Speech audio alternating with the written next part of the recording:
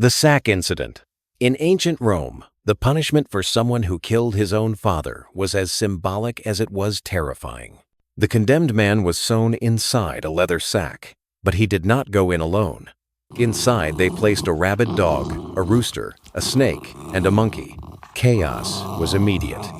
The animals began to bite, scratch, and peck all over the body and all at once. The prisoner was forced to endure the attacks of 5 out-of-control animals.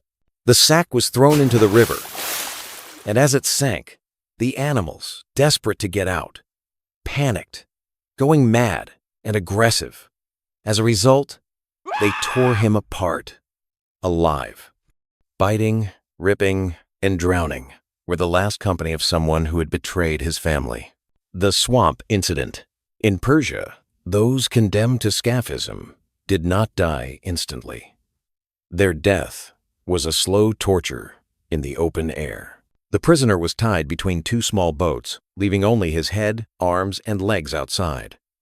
He was force-fed milk and honey, which might sound like a perfect meal. But these foods only served a much worse purpose. The prisoner swallowed until his stomach collapsed into constant diarrhea.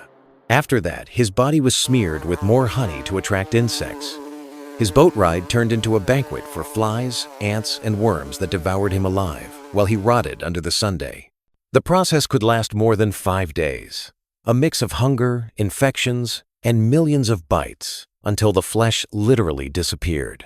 The rat cage incident. In medieval Europe, creativity for torture was infinite. One of the favorite methods consisted of a cage with starving rats tied directly to the prisoner's abdomen or head. Then the cage was heated with fire. The rats, desperate to escape, had only one way out, into the human body. They broke through skin, chewed flesh, and dug tunnels between muscles and organs. The prisoner screamed until his voice was gone, knowing he was being eaten from the inside out. The elephant crush incident. In India, kings used trained elephants not only for war, but also for executions.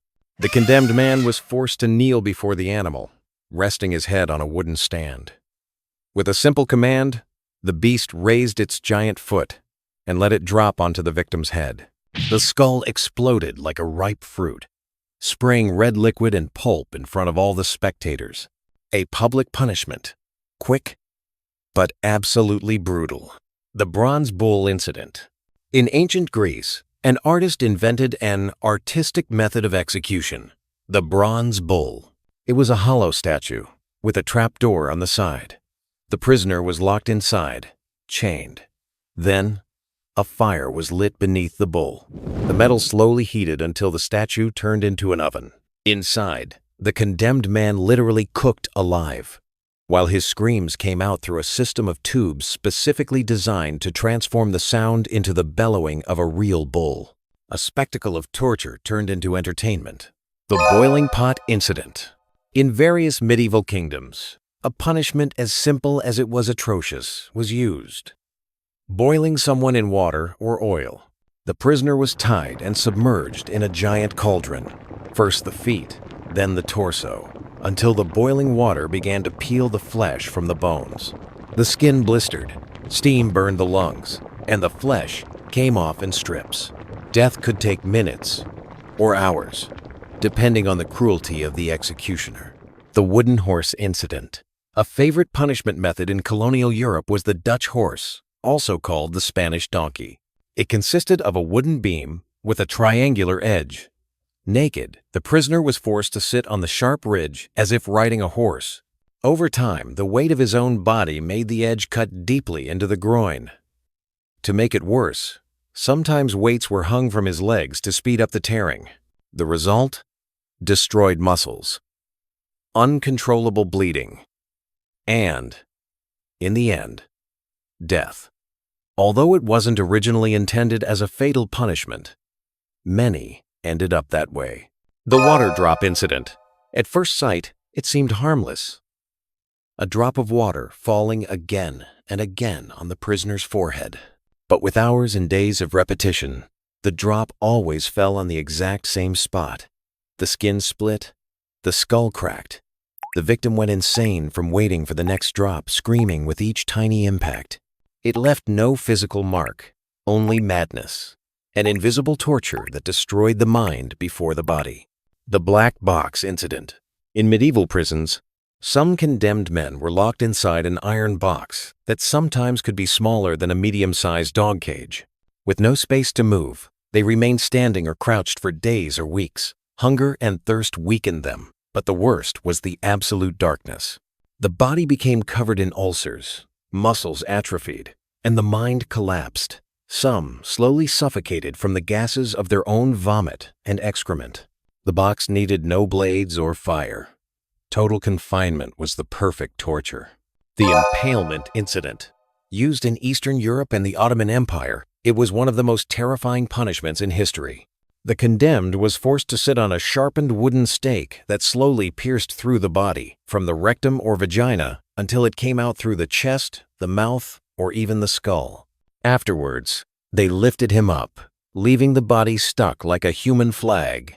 Death could take hours or days, while the victim writhed in the air, pierced from within. The breaking wheel incident. In medieval Europe, criminals were taken to a public square. There, they were tied to a giant wooden wheel. The executioner broke every bone in their arms and legs with an iron bar, leaving the condemned as nothing more than a mass of crushed flesh. Then, the wheel was hoisted up so that crows could finish the job, devouring the man while still alive. A slow execution, displayed for all as a warning. The flaying incident. In ancient Assyria and also in Mesoamerica, the most painful punishment was not death itself, but the way of reaching it. The prisoner was tied up and, with fine blades, his skin was peeled off from the back, leaving the flesh exposed. Some were hung alive, their skin stretched on walls as a trophy. The agony was indescribable. Every exposed nerve burned with the air, while the victim screamed until blood loss left him unconscious. The sawing incident. In some regions of Europe and Asia, criminals were suspended upside down, with their legs spread apart.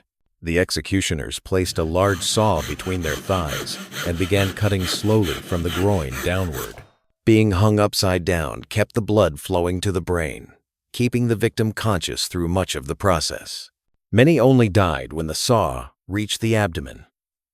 A slow, humiliating, and brutal death. Sometimes we think we are living in the worst of times. But you see this, and that thought passes.